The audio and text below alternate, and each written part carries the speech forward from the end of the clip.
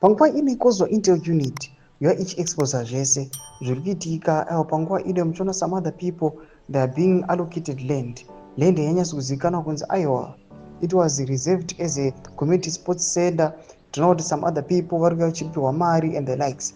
Nenhau aiwa dziri kutenda pasocial media aiwa dzana Bridget Nyandoro nemaopposition aiwa members ari muparliament. Panguva inoi kozwa inouya panapa ichipindira pakati penhau iyi. Sara pinda masvika kudanyirwa panapa kuti subscribe like kuti on the bell icon. Toona panapa tisati tapinda pakozwa pane hendo yaCouncillor Denford Ngadziori yamuri kuona iyi akudanyora achiti Bridget Nyandoro MP for Southampton is a psychiatric patient and she urgently needs help.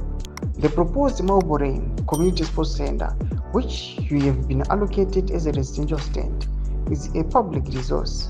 We will not let it go without a big fight, nothing political.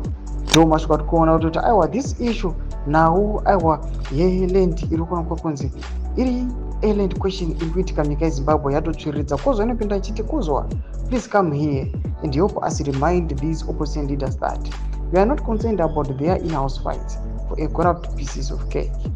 Rather, we demand genuine electoral reforms, the total reformation of ZVAITWA, and indeed protection of our constitution.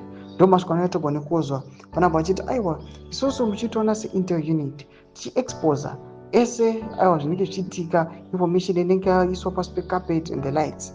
Vanenge vachiti isusu our own mandate ndeyekuti tiprotect constitution, kuti mutemo zvanenge uchitaura pamusoro peland, pamusoro aiwa taxpayers money and the likes, we are the one to enforce that. Vanoendera mberi vachiti we want reformation and genuine electoral reforms. Panguva inoi panapa tikuona people that are doubting aiwa outcomes by-elections ari kuitika panguva inoi vachiti aiwa these votes asati takamboona performance yakadai.